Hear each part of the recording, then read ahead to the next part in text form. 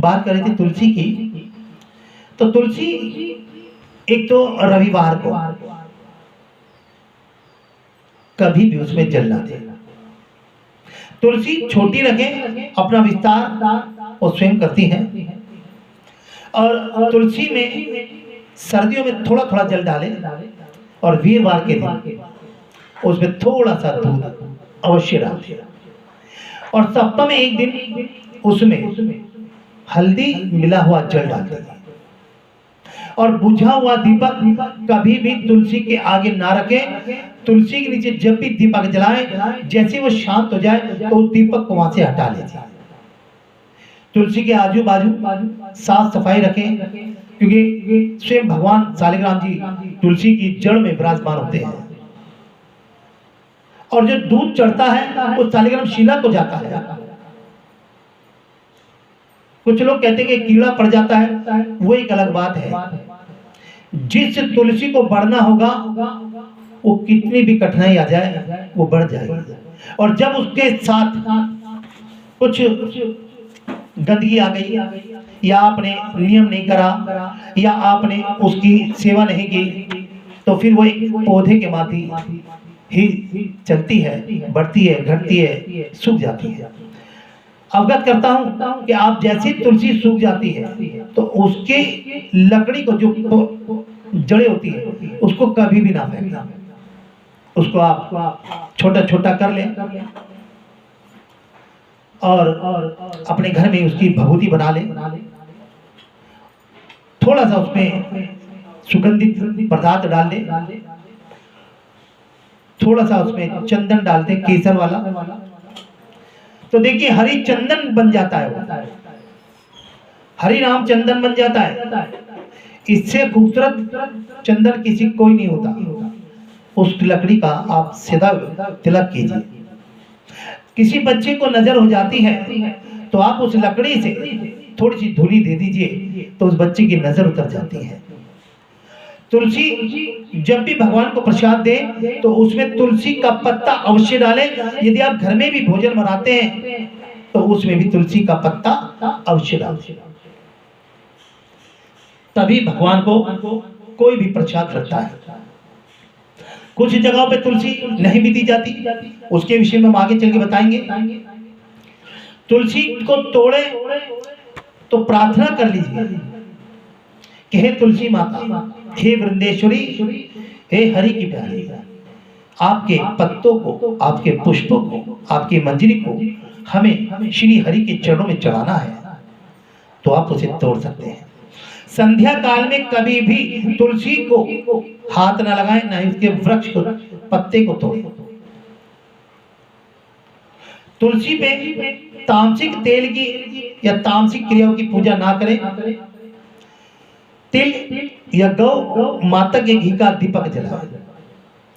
और जो दीपक आप लगाते हैं उस दीपक के नीचे थोड़े से चावल दीपक के नीचे डाल दीजिए, साबुत, टूटे हुए नहीं।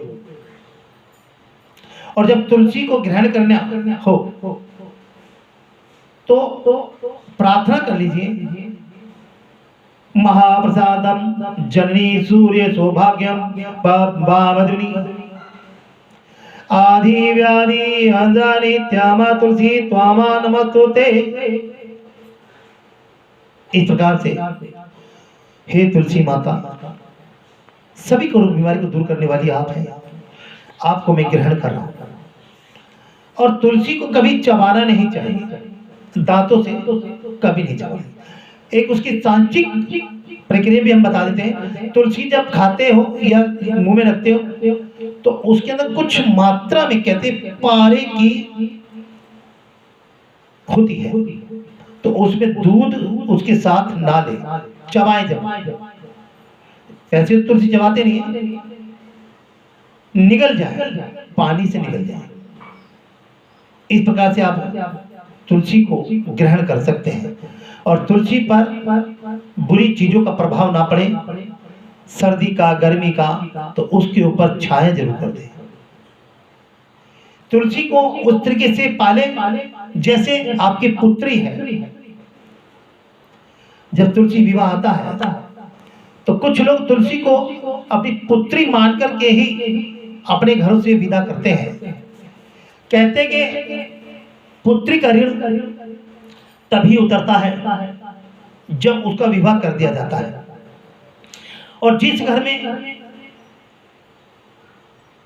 कन्या नहीं होती वो घर बड़ा ही भाग्यहीन होता है।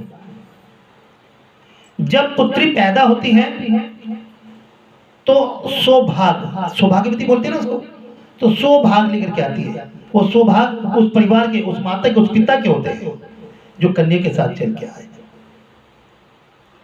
इसी प्रकार से जिस घर में कन्या नहीं होती, बेटी नहीं होती, उस घर में तुलसी का पौधा पुत्री के रूप में पूजन करना चाहिए और उसका विवाह कराना चाहिए शालिग्राम जी के साथ।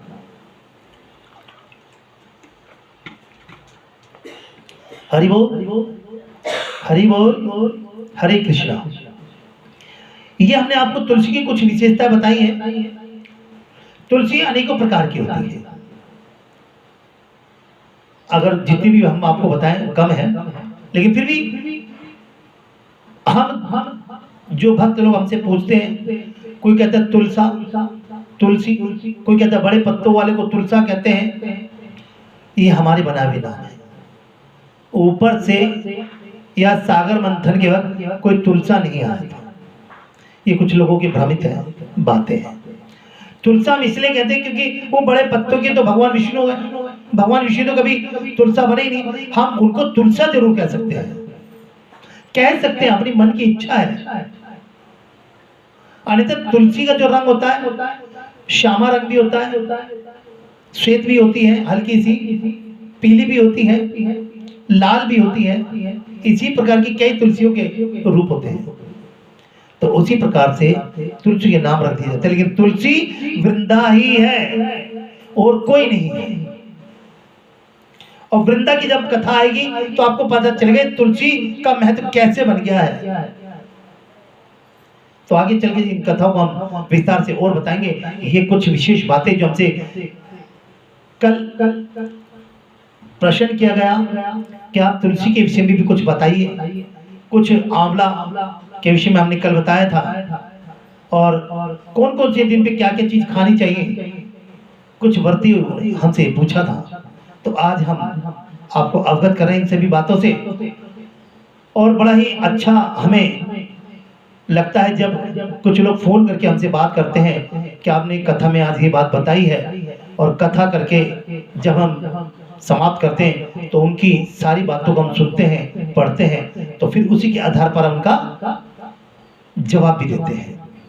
तो सभी दर्शकों से, सभी धर्म प्रेमियों से पुनः एक बार से आग्रह करूंगा कि कभी भी तुलसी का अपमान ना करें, गौ माता का अपमान ना करें, और जिस धरती पर आप बैठते हैं उसको कभी पैर के अंगूठे से ना कुरेदें। कुछ महिलाओं में ये आदत होती है।